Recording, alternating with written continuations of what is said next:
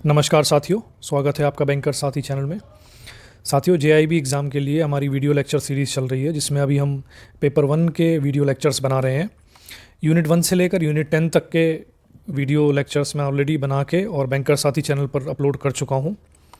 आज हम unit 11 discuss करेंगे, जो कि पहले मॉड्यूल का लास्ट यूनिट है। तो साथियों, उससे शुरू करने से पहले अगर आपने जो पुराने वीडियोस हैं यूनिट 1 से लेकर यूनिट 10 तक के, अगर वो नहीं देखे हैं तो आप उन्हें ज़रूर देखें। और साथियों, अगर वीडियो पसंद आते हैं, आपको लगता है कि इन वीडियोस से आपको जेईबी एग्ज़ाम क्लियर करने में हेल्प मिलेगी, तो उन्हें वीडियोज़ को ज़रूर लाइक करें और कमेंट करके अपना फ़ीडबैक दें। और अगर कोई आपका सजेशन है तो वो भी आप कमेंट सेक्शन में दे सकते हैं। साथ ही चैनल को सब्सक्राइब करें और बेल आइकन को प्रेस करें, ताकि जो नोटिफिकेशन है नेक्स्ट वीडियो जो मैं बनाता हूँ उसकी नोटिफिकेशन आपको टाइमली मिल जाए। तो साथियों, देर न करते हुए शुरू करते हैं unit 11, recent developments in the Indian financial system. इसमें शुरू करेंगे structure of the Indian financial system. ये हम डिटेल में डिस्कस कर चुके हैं साथियों पहले चैप्टर में, और यहाँ पे शॉर्ट में दिया हुआ है, तो इसमें बस इतना ही पढ़ना कि money market, government security market, capital market, ये फॉरेक्स मार्केट, ये सारे जो हैं इंपॉर्टेंट पार्ट हैं इंडियन फाइनेंशियल सिस्टम के। अब इनमें साथियों रिफॉर्म्स क्या हुए हैं रिसेंट में, तो वो पूरा इस चैप्टर में दिए हुए हैं। तो बहुत ज़्यादा डिटेल में हमें पढ़ने की ज़रूरत नहीं है कि कौन सी कमिटीज़ बनी थी, किस किस साल में बनी थी, क्या क्या रिफॉर्म्स उन्होंने सजेस्ट किए, क्या क्या हुए हैं। एक शॉर्ट में एक ब्रॉडर अंडरस्टैंडिंग बस एक डेवलप करनी है साथियों इसमें। तो रिफॉर्म्स जो हैं, जैसे ही स्पेशली जो हैं 1991 के बाद जो इंडिया में जो इकोनॉमिक रिफॉर्म्स हुए थे, उसके बाद से काफ़ी सारे चेंजेस आए हैं। और गवर्नमेंट ऑफ इंडिया ने, आरबीआई ने और सेबी ने, इन सभी ने मिलकर अपने अपने पार्ट पर हमारे जो फाइनेंशियल सिस्टम है उसको स्ट्रेंथन करने के लिए, उसको लिबरलाइज करने के लिए, उसको डेवलप करने के लिए अलग अलग स्टेप्स लिए हैं। मनी मार्केट को डेवलप किया गया है, जिसके कि मनी मार्केट में अलग अलग जो कमिटीज़ बनाई गई, ताकि वो उनकी जो भी रिकमेंडेशंस रही समय समय पर, उसके हिसाब से डिसीजन लिए गए और नए नए जो है प्रोविज़न्स लाए गए, ताकि मनी मार्केट को डेवलप किया जा सके। अलग अलग इंस्ट्रूमेंट्स उसमें ऐड किए गए, जैसे कि आरटीजीएस है, सीसी, ये L clearing corporation of India limited है, सीसीआईएल है। तो ये सारी चीज़ें हैं, अलग अलग कमिटीज़ की रिकमेंडेशन पे आई हैं। तो इनको ज़्यादा डिटेल में पढ़ने की ज़रूरत नहीं है हमें। जब बस एक अंडरस्टैंडिंग होनी चाहिए कि बस कि लिबरलाइजेशन जो 1991 और 92 के रिफॉर्म्स जो हुए हैं, उसके बाद से काफ़ी चीज़ें जो हैं फाइनेंशियल मार्केट में डेवलप करने की कोशिश ज़्यादा हुई है। और आरबीआई, गवर्नमेंट ऑफ इंडिया और सेबी ने अपना अपना रोल इसमें निभाया है। कमर्शियल पेपर क्या होते हैं साथियों? कमर्शियल पेपर जो होते हैं अनसिक्योर्ड मनी मार्केट इंस्ट्रूमेंट हैं, issued in the form of promissory note, and it was introduced in India in 1990। 1990 में साथियों कमर्शियल पेपर जो है वो इंट्रोड्यूस किए गए थे इंडिया में। और ये क्या है? एक अनसिक्योर्ड मनी मार्केट इंस्ट्रूमेंट है, और ये इनेबल करते हैं जो हाई रेटेड कॉर्पोरेट हाउस हैं, जो रेपुटेड हैं काफ़ी कॉर्पोरेट हाउस, उनको अगर फंड जुटाना है शॉर्ट टर्म के लिए, तो उनके लिए ये इंपॉर्टेंट सोर्स होते हैं। ताकि वो, उससे क्या होता है, वो अपनी जो सोर्स ऑफ बोरोइंग है, शॉर्ट टर्म बोरोइंग है, उसको डाइवर्सिफाई करते हैं। और इन्वेस्टर को क्या है, एक एडिशनल इंस्ट्रूमेंट मिल जाता है इन्वेस्टमेंट करने के लिए इन रेपुटेड कंपनीज़ में। और ये 7 दिन से जो है 1 साल के लिए हो सकते हैं। सर्टिफिकेट ऑफ डिपॉजिट क्या होता है साथियों? ये बैंक्स जारी करते हैं 7 दिन से लेकर 1 साल के लिए। ये भी जो है मनी मार्केट इंस्ट्रूमेंट हैं। और सर्टिफिकेट ऑफ डिपॉजिट जो है 1989 में इंट्रोड्यूस किया गया था। नेगोशिएबल मनी मार्केट इंस्ट्रूमेंट है, इशूड इन डीमेटलाइज्ड फॉर्म, डीमेटलाइज्ड फॉर्म में या डीमेट में के फॉर्म में रखा, इशू किया जाता है। और यूजेंस प्रोमिसरी नोट की तरह है ये। यूजेंस प्रोमिसरी नोट क्या होता है साथियों? जिसमें एक मैच्योरिटी डेट दी होती है। इसकी डिटेल आगे हम पढ़ेंगे चैप्टर्स में कि साइट क्या होता है, यूजेंस क्या होता है, ये सब पढ़ेंगे। तो अभी के लिए ये समझ लीजिए कि यूजेंस प्रोमिसरी नोट की तरह इसको जारी किया जाता है सर्टिफिकेट ऑफ डिपॉजिट को। और ये इनका टाइमिंग जो होता है, मैक्सिमम जो है मिनिमम 7 दिन का है, और मैक्सिमम एक पीरियड के लिए 1 साल के लिए किया जाता है नॉर्मली। लेकिन जो फाइनेंशियल इंस्टीट्यूशंस हैं वो सर्टिफिकेट ऑफ डिपॉजिट 3 साल के लिए भी जारी कर सकते हैं, मैक्सिमम 3 साल के लिए कर सकते हैं। अब development of government securities market जो है, गवर्नमेंट सिक्योरिटीज़ मार्केट को भी डेवलप किया गया है। नए नए इंस्ट्रूमेंट लाए गए हैं, जैसे जीरो कूपन बॉन्ड है, फ्लोटिंग रेट बॉन्ड है, कैपिटल इंडेक्स बॉन्ड है। तो इन सबको हम different type of bond, debenture, ये सब जो है हम पिछले चैप्टर में पढ़ चुके हैं साथियों। आप अगर आपने वो वीडियोस नहीं देखी हैं तो आप उनको देखें, तो आपको डिटेल में क्लैरिटी मिल जाएगी।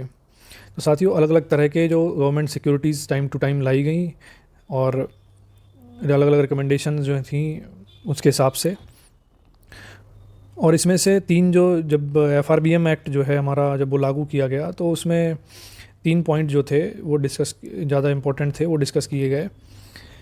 ये है when issued market for fresh issuance of security. जब भी गवर्नमेंट सिक्योरिटी को इशू करनी है तो एक अलग तरह की मार्केट उसके लिए डेवलप की गई नई सिक्योरिटीज़ के लिए, जिसको हम व्हेन इशूड मार्केट कहते हैं। तो व्हेन इशूड मार्केट जो है वो अगस्त 2006 से शुरू हो गई है, और when issued trading has been permitted in reissuable securities, it is now proposed to extend when issued trading in case of fresh issue of central government security on a selective basis। तो reissuable जो securities हैं उनकी trading यहाँ हो जाती है, और साथ ही नई जो सिक्योरिटीज़ हैं उनके लिए भी कुछ सेलेक्टिव जो नई सिक्योरिटीज़ हैं उनके लिए भी इसमें इशू किया जा सकता है। Allowing short cell beyond intraday settlement. Short selling allow की गई है इंट्राडे सेटलमेंट के बियॉन्ड। इससे क्या होता है, बैंक्स को थोड़ा फ्लेक्सिबिलिटी मिलती है to cover their short position within extended period of 5 days. तो बैंक को अलाउ किया गया है वो 5 दिन के अंदर अपनी जो शॉर्ट पोजीशंस हैं उनको क्लियर कर लें। और इसमें क्या है, as this arrangement may result in carrying short position across settlement cycle, the participant would be allowed to deliver a shorted security by borrowing it through the repo market. तो 5 दिन में उनको अगर शॉर्ट सेलिंग है, short position है, उसको cover करना है और रेपो के तहत वो बोरो भी कर सकते हैं। Consolidation of central government securities.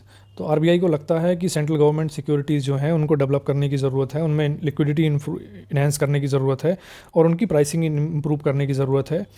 इसीलिए आरबीआई की जो पॉलिसी हैं वो भी अकॉर्डिंगली चेंज की गई हैं। Development of capital market. साथियों मनी मार्केट डेवलप हुई है, उसी के साथ जैसे कैपिटल मार्केट जिसको हम जिसमें share market, stock brokers, stock exchange और जो ये सारी जो चीज़ें हैं वो आती हैं, क्लियरिंग हाउसेस, ये सब डिपॉजिटरीज़, ये सब जो हैं वो कैपिटल मार्केट में आती हैं।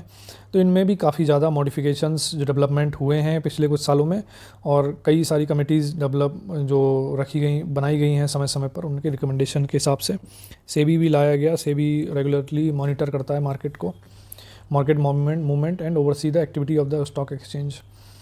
तो ये है साथियों। ऐसी डेवलपमेंट ऑफ फॉरेक्स मार्केट है, क्योंकि कैपिटल मार्केट डेवलप हुई, मनी मार्केट हुई, उसके बाद फॉरेक्स मार्केट में भी डेवलपमेंट हुए हैं जिनकी हम बात करेंगे अभी। तो इसमें भी फॉरेक्स मार्केट के केस में भी अलग अलग इंस्ट्रूमेंट, अलग अलग जो चीज़ें थी वो लाई गई, जैसे कि ECB एक्सटर्नल कमर्शियल बोरोइंग जो हैं वो इंट्रोड्यूस किए गए। उसके बाद में PCFC पोस्ट शिपमेंट क्रेडिट का कॉन्सेप्ट आया, pre shipment credit, post shipment credit, और आपका ADs का जो है उनको परमिशन दी गई। They were permitted to use FCNRB fund to lend to their resident constituent for meeting their foreign exchange as well as rupee need. तो FCNR के बेसिस पे लैंडिंग करने की परमिशन जो है वो ADs को दी गई। ऑथराइज डीलर जो कि बैंक होते हैं, बैंक की डेजिग्नेटेड ब्रांचेज होती हैं, उनको ऑथराइज डीलर बना दिया जाता है। तो कई सारी कमेटीज़ हैं, सौदा मनी कमेटी हुई है, उनकी अलग अलग रिकमेंडेशंस रही हैं। सब कुछ याद करने की ज़रूरत नहीं है साथियों। इसमें ये रिस्ट्रिक्शंस और portfolio investment are restricted to selected players, particularly approved institutional investment and the NRI short term capital gains are taxed at higher rate than long term. तो शॉर्ट टर्म कैपिटल गेन पे ज़्यादा tax लगाया है, long term पे कम लगाया है। Indian companies are also permitted to access international market through GDR ADR के बारे में हम साथियों पढ़ चुके हैं कैपिटल मार्केट वाले यूनिट में, और कैसे इससे जो है इंडिया में रहने वाले जो कंपनीज़ हैं वो या इन्वेस्टर्स हैं वो ओवरसीज़ मार्केट में या ओवरसीज़ कंपनीज़ में इन्वेस्टमेंट कर सकते हैं। तारापुरे कमेटी बनाई गई, उसने अपनी रिकमेंडेशन दी। उसके बाद में फेमा एक्ट आया साथियों 1999 में। तो फेमा एक्ट के हिसाब से चेंजेस किए गए, और in recent years RBI has taken several initiatives to liberalize the conduct of foreign exchange business. A key consideration has been rationalization and simplification of procedure with a view to facilitating prompt and efficient customer service in external transactions. तो साथियों पिछले कुछ एक सालों में RBI ने काफ़ी जो डिसीजन लिए हैं, इनिशिएटिव्स लिए हैं, वो इस तरफ हैं कि लिबरलाइज करने की कोशिश की है फॉरेन एक्सचेंज ट्रांजेक्शन्स को। बहुत ज़्यादा रेस्ट्रिक्शंस लगाने की कोशिश नहीं की है, रेस्ट्रिक्शंस को ईज़ करने की कोशिश की है। एक फुलर कैपिटल अकाउंट कन्वर्टिबिलिटी जो बनाई गई थी, इसके ऊपर जो कमेटी बनाई गई थी, तारापुरे कमेटी बनाई गई थी 20 मार्च 2006 में। तो कमेटी ने रिकमेंडेशंस दी थी, उसके हिसाब से आरबीआई ने कुछ एक जो मेजर्स लिए थे। तो इसमें क्या क्या हैं ये देख लेते हैं। Setting up of internal task force for procedural rationalisation and simplification. Internal task force बनाने की बात हुई थी जिसमें रैशनलाइजेशन और सिंप्लीफिकेशन हो सके।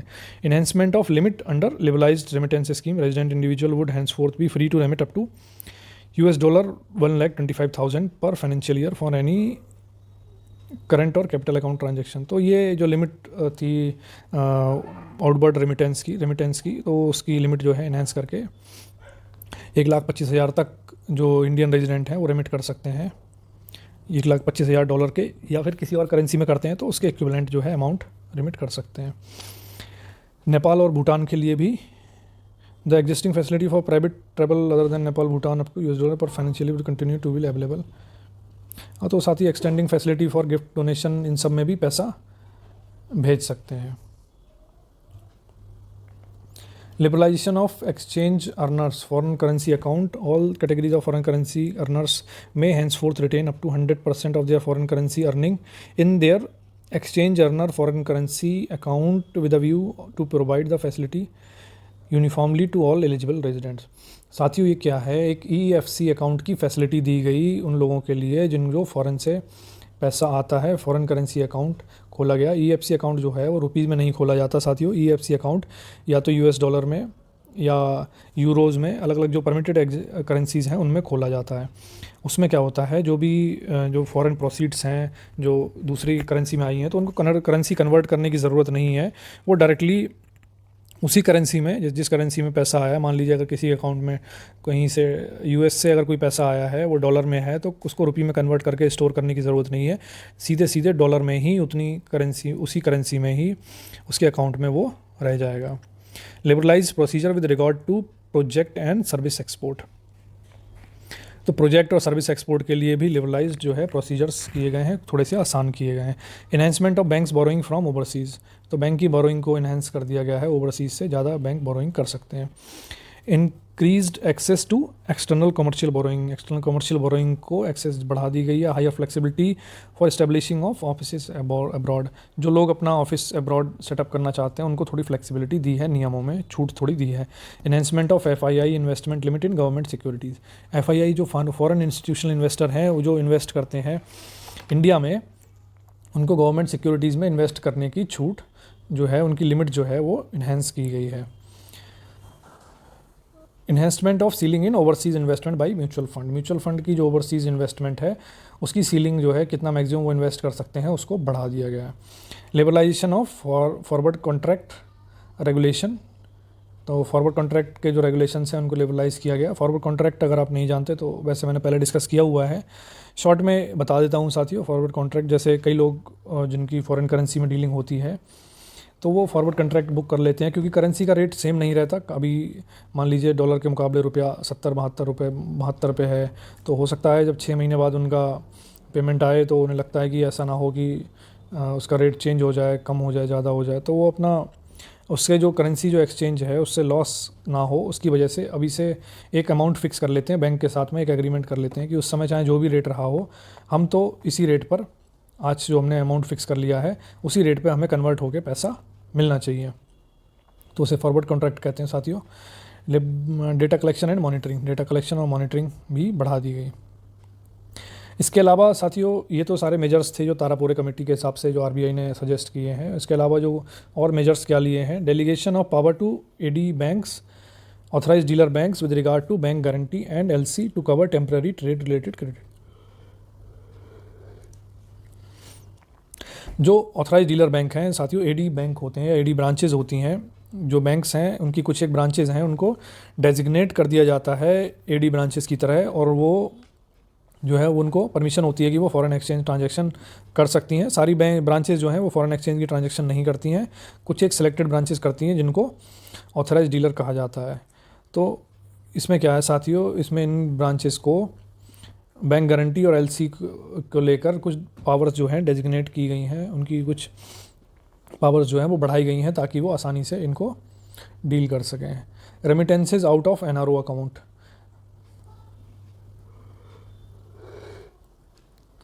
एनआरओ अकाउंट साथियों जो नॉन रेजिडेंशियल अदर अकाउंट होता है, जो एनआरआईज के लिए सेविंग अकाउंट खुलता है, तो NRI and PIO person of Indian origin has been permitted to remit up to $1 million पर calendar year for any bona fide purpose out of the balances in their non residential ordinary NRO account.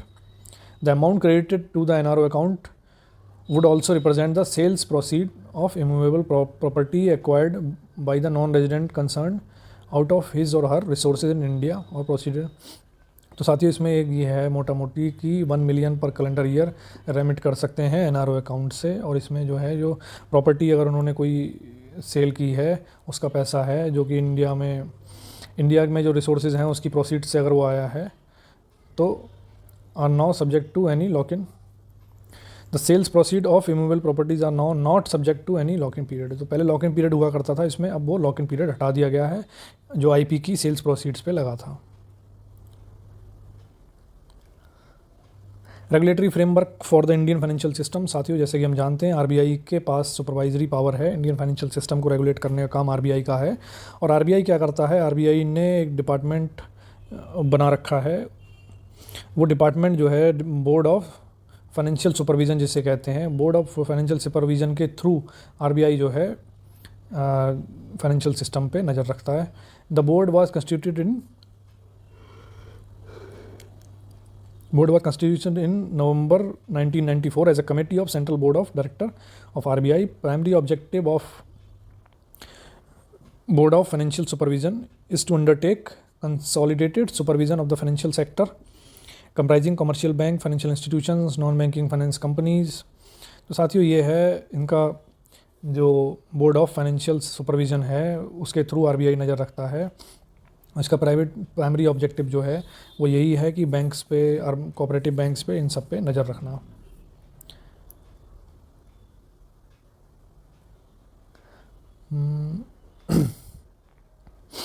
तो साथियों इसमें इतना ही था, और अब हम आते हैं पेमेंट एंड सेटलमेंट सिस्टम पे.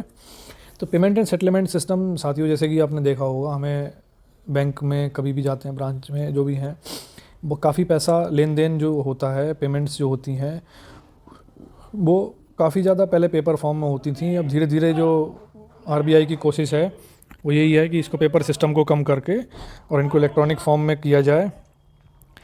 तो इसका ओवरव्यू देख लेते हैं पेमेंट सिस्टम इंडिया में कैसे काम करता है. तो RBI Reserve Bank of India as central bank in India has been playing the developmental role and has taken several initiative for safe, secured, sound, efficient, accessible and authorised payment system in the country. तो RBI ने कई सारे initiative लिए हैं ताकि हमारा जो payment and settlement system है वो सेफ, सिक्योर, साउंड और एफिशिएंट रहे, एक्सेसिबल रहे. और इसी के लिए क्या है, the board of regulation and supervision of payment and settlement BPSS जो है एक सब कमेटी है आरबीआई की. ये it is the highest policy making body on payment system in the country. तो पेमेंट सिस्टम जो है इसके ऊपर अगर कोई बनाना है, पॉलिसी बनानी है, तो BPSS जो है वो हाईएस्ट अथॉरिटी है इस regarding. In India the payment and settlement system are regulated by the payment and settlement system act PSS 2007. तो ये जो है एक एक्ट था 2007 में, जो PSS एक्ट आया था उससे रेगुलेट किए जाते हैं. यही है साथियों, और इसमें देख लेते हैं अलग अलग जो हैं क्या क्या हैं.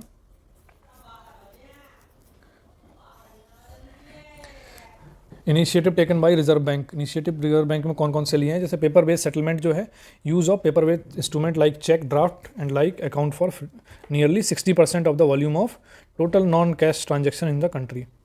तो 60% जो है वॉल्यूम जो है नॉन कैश ट्रांजेक्शन का वो पेपर बेस्ड जो इंस्ट्रूमेंट हैं जैसे चेक, ड्राफ्ट, उनके द्वारा होता है. In the value terms, the share is presently around 11%. This share has been steadily decreasing over a time electronic mode gained popularity due to the concerned effort of RBI to popularize the electronic payment system in preference to cash and check.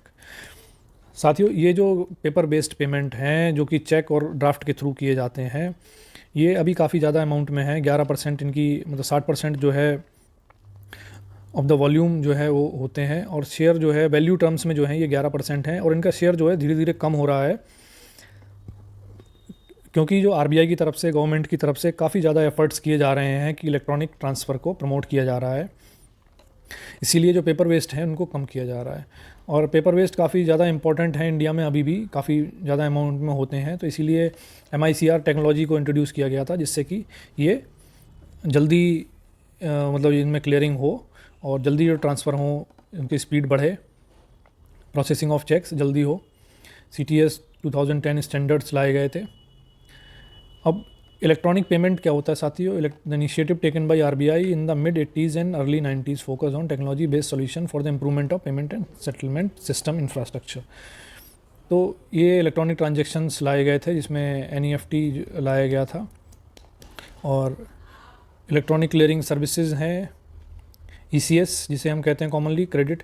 तो ECS में क्या होता है साथियों, एक bulk में जब एक ही जगह बल्क और रिपीटेटिव पेमेंट होनी होती है, जैसे सैलरी क्रेडिट होनी है या इंटरेस्ट लगना है या डिविडेंड पेमेंट है, तो इन सब केसेस में अलग अलग जो पॉसिबल नहीं है कि इतने सारे पेपर वर्क किया जाए, अलग अलग चेक काटे जाएँ, तो ECS सर्विस उस समय काम में आती है। तो ECS में मैंडेट दिया जाता है और एक बार में ही सिंगल अकाउंट से कई अकाउंट्स में क्रेडिट करना हो तो वो हो जाता है। साथ ही सिंगल अकाउंट से डेबिट करना हो और कई अकाउंट में क्रेडिट करना हो, वो भी इसमें पॉसिबल है।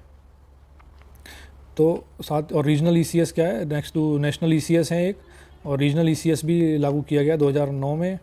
अ maintenance national ECS is confirm to the bank branches within the jurisdiction of regional office of RBI। Under the system the sponsor bank will upload the validated data through the secured web server of RBI containing the credit debit instructions at the customer enable branches. तो साथियों वही है, regional जो level पे होते हैं वो RECS हैं, और बाकी जो ECS में क्रेडिट और डेबिट फैसिलिटीज़ दोनों हैं। Electronic fund transfer EFT, the retail fund transfer system introduced in late 1990 enable an account holder of a bank to electronically transfer fund to another account holder with any other participating bank. तो electronic fund transfer में क्या है साथियों, इसमें late 1990 में लाया गया। इसमें क्या है, एक अकाउंट होल्डर जो है एक बैंक का है, वो इलेक्ट्रॉनिक ट्रांसफ़र कर सकता है दूसरे बैंक को, अकाउंट होल्डर को, जो किसी भी पार्टिसिपेटिंग बैंक में जिसका अकाउंट हो, availing across 15 major centres in the country. This system is no longer available for use by general public. ये सिस्टम जो है अब अवेलेबल नहीं है जनरल पब्लिक के यूज़ के लिए, क्योंकि इससे बेहतर सिस्टम आ चुका है जिसको NEFT कहते हैं। NEFT 2 नवंबर 2005 में आ गया था। It is a more secure system, और 1-to-1 ट्रांसफ़र रिक्वायरमेंट के लिए, इंडिविजुअल्स की, कॉर्पोरेट के लिए NEFT काफ़ी अच्छा है।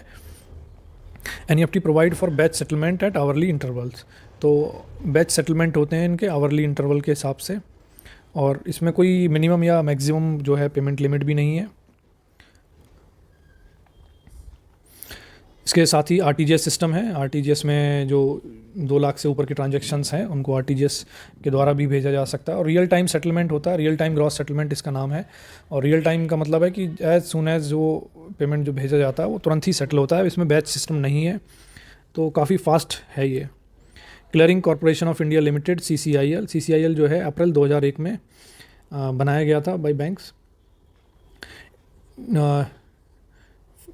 Financial institution and primary dealer to function as an industry service organisation for clear and settlement of trade in money market, government securities and foreign exchange market. तो ये मनी मार्केट, गवर्नमेंट सिक्योरिटीज़ और foreign exchange market में जो settlement clearing जो होगी वो CCIL उसको देखेगा।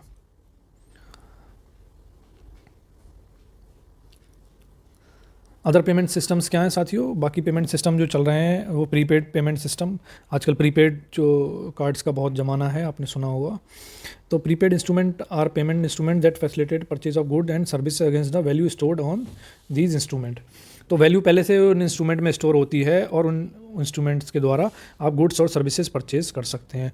तो इसके क्या क्या एग्जाम्पल हैं और ये क्या करता है, इसमें एक चीज़ और देख लेते हैं। The value stored in such instrument represent the value paid by the holder by cash, by debit to a bank account or by credit card। और इसमें जो वैल्यू है, जितने अमाउंट इसमें है, वो रिप्रेजेंट करता है कि पर्सन ने उस अमाउंट का या तो कैश पे किया, या अपने अकाउंट से डेबिट कराया, या क्रेडिट कार्ड से अपने पेमेंट किया है। The prepaid instrument can be issued in form of smart card, magnetic strip card, internet account, internet wallet, mobile account, mobile wallet, paper vouchers ETC। तो कई तरह के प्रीपेड इंस्ट्रूमेंट हैं। सबसे कॉमन जो है वो स्मार्ट कार्ड या प्रीपेड कार्ड जो होते हैं, मैग्नेटिक स्ट्रिप कार्ड ये हैं। साथ ही इंटरनेट अकाउंट, इंटरनेट वॉलेट, तो मोबाइल वॉलेट, पेपर वाउचर, ये सारे कुछ जो हैं वो प्रीपेड के एग्जाम्पल हैं।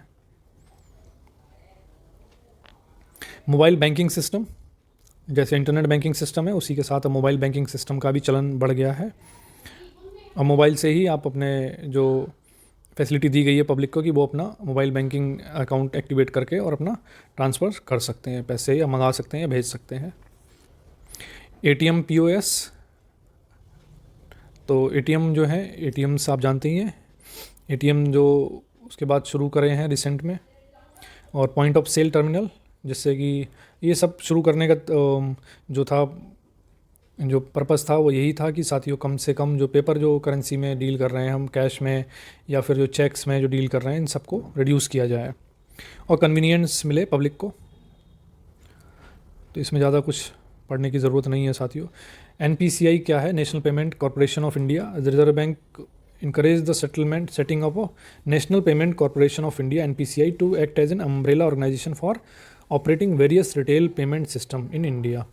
तो NPCI को क्या करा गया है? एक अम्ब्रेला ऑर्गेनाइजेशन की तरह बनाया गया है जो कि सबको, सारी जो रिटेल पेमेंट सिस्टम है उन सब का ध्यान रखने के लिए, उनके ऊपर नज़र रखने के लिए NPCI को बनाया गया है।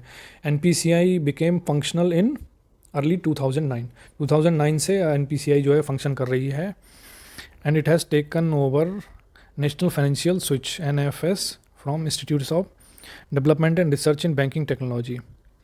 तो NPCI is expected to bring greater efficiency by way of uniformity, standardization। तो ये है साथियों, NPCI की बात करी गई है।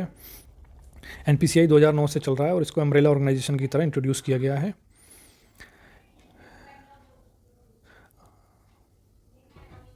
रुपए की है, रुपए की बात की। रुपए is the countries own card payment system network developed by national payment corporation of India. तो रुपे कार्ड जो आजकल काफ़ी चल रहा है, पहले वीज़ा और मास्टर कार्ड ही होते थे, अब इंडिया का जो रुपे कार्ड है NPCI ने डेवलप किया है। और इसे हमारे जो प्रीवियस जो प्रेसिडेंट थे श्री प्रणब मुखर्जी जी, उन्होंने इसको लॉन्च किया था।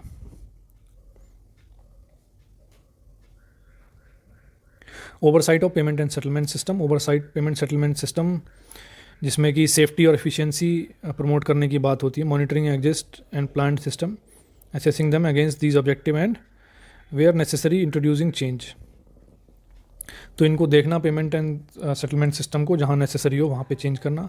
Bye overseeing payment and settlement system, central banks help to maintain systemic stability and reduce systemic risk.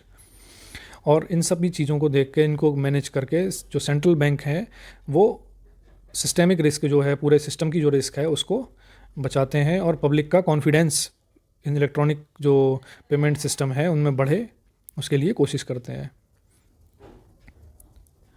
और जो payment and settlement system act 2007 है और payment and settlement system regulation 2008 है, तो ये फ्रेम करे गए, ये जो है वो लीगल बैकिंग प्रोवाइड करते हैं RBI को, ताकि वो प्रॉपर डिसीजन इस बारे में ले सकें। और depositor education programme and awareness fund scheme 2014 क्या है साथियों?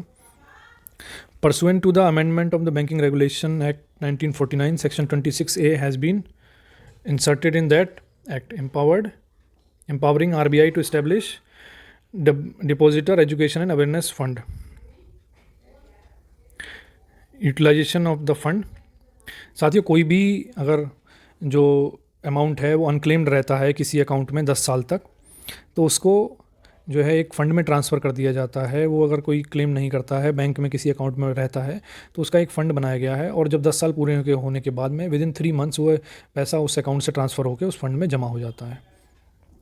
इसको कैसे यूटिलाइज़ किया जाएगा? Utilisation of fund, the fund will be utilised for promotion of depositor interest and for such other purpose which may be necessary for promotion of depositor interest as specified by RBI from time to time। तो ये जो पैसा है वो एक बार जो transfer हो गया तो इस फंड को यूज़ किया जाता है डिपॉजिटर्स को एजुकेट करने के लिए और उनके इंटरेस्ट में, ताकि उनको जो है समय समय पर उनके काम में आए, उनके इंटरेस्ट में यूज़ किया जाए, उनको एजुकेट करने के काम में, और जो गाइडलाइन जिसकी जो है वो RBI जारी करता रहता है। ट्रांसफ़र ऑफ फंड किस किस अकाउंट से हो सकता है?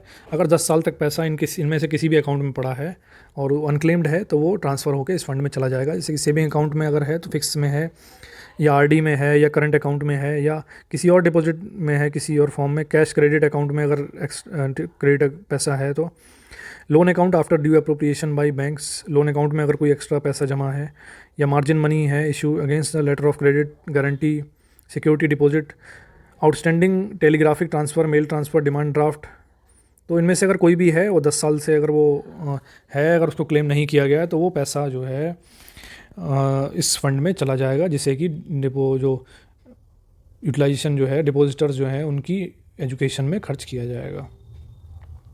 Under balance amount remaining in any prepaid card, जो प्रीपेड कार्ड में भी अगर कोई बैलेंस अमाउंट रह जाता है जिसको कोई यूज़ नहीं करता तो वो भी चला जाएगा। Rupee proceeding of foreign currency deposit held by bank after conversion of foreign currency to rupee in accordings with extra foreign exchange regulations, तो अगर कोई फॉरेन एक्सचेंज की है उसको कन्वर्ट करके रुपी में कन्वर्ट किया गया है और उसके बाद में वो भी अगर रह जाता है तो वो भी इस फंड में जा सकता है। सच अदर अमाउंट में be specified by reserve bank from time to time, तो इन सभी जो है अमाउंट्स को टाइम टू टाइम आरबीआई के द्वारा इन्फॉर्म किया जा सकता है। प्रिजर्वेशन ऑफ रिकॉर्ड, अच्छा साथियों एक चीज़ इसमें बताना चाहूँगा कि ये पैसे ट्रांसफ़र हो जाते हैं लेकिन ऐसा नहीं है कि ये कभी वापस नहीं आ सकते। यदि कोई पर्सन है वो इस अमाउंट को क्लेम करने आ जाता है वापस 10 साल की जब उसका पैसा ट्रांसफ़र हो गया, बट उसके बाद में अगर वो क्लेम करने आता है तो एक प्रॉपर प्रोसीजर है उसका, एप्लीकेशन लेने के बाद और बैंक ड्यू डिलिजेंस करने के बाद में ये पैसा वापस भी मंगा सकता है। साथियों हमारा लास्ट टॉपिक है इस यूनिट का, प्रिजर्वेशन ऑफ रिकॉर्ड। तो बैंक्स को क्या है, रिकॉर्ड्स को प्रिजर्व करके रखना है, notwithstanding anything contained in banking companies rules 1985 and और co-operative bank preservation of period of preservation of record rule 1985। Bank have to preserve record document containing detail of all account and transactions including deposit account in respect of which amount are required to be credited to the fund permanently, and when refund has been claimed from the bank shall preserve record documentation in respect to of such account and the transaction for a period of at least 5 year from the date of refund from the fund। साथियों bank को क्या है, record इस तरह के जो account हैं जहाँ से पैसा ट्रांसफ़र किया गया है इस फ़ंड में या जब वो पैसा रिक्लेम किया जाता है फ़ंड से, तो इन सभी का जो है रिकॉर्ड मेंटेन करके रखना है। और अगर ये रिफ़ंड मांगा जाता है तो रिफ़ंड के बाद में एटलीस्ट 5 साल तक बैंक को ये रिकॉर्ड मेंटेन करके रखना है। तो साथियों इस यूनिट में इतना ही था, इसके साथ ये यूनिट 11 जो है हमारी पूरी होती है और इसकी के साथ जो है मॉड्यूल ए जो है आपका फर्स्ट पेपर का वो भी कंप्लीट हो रहा है। इसके बाद हम मॉड्यूल 20 शुरू करेंगे। तो साथियों ये वीडियो आपको कैसा लगा आप कमेंट करके ज़रूर बताइएगा, अपना फीडबैक ज़रूर दें। और अगर आपको वीडियोस मेरे पसंद आ रहे हैं, वीडियो जो फर्स्ट से लेके यूनिट 1 से लेके यूनिट 11 तक के वीडियोस मैं बना चुका हूँ अब, तो अगर आपको वीडियोस अच्छे लग रहे हैं, आपको लग रहा है इससे आपकी जेआईबी की तैयारी में हेल्प हो रही है, तो ज़रूर वीडियोस को लाइक करें और चैनल को सब्सक्राइब करें ताकि जो नेक्स्ट वीडियोस मैं बनाता हूं उनके भी नोटिफिकेशन आपको मिल जाए। साथ ही हमारे जो भी बैंकर साथी जो तैयारी कर रहे हैं जेआईबी देना जा रहे हैं रिसेंट अभी, उनके साथ आप इसको शेयर कर सकते हैं ताकि उनको भी इसका बेनिफिट मिले। तो साथियों इस वीडियो में इतना ही, मिलते हैं नेक्स्ट वीडियो में, तब तक के लिए धन्यवाद।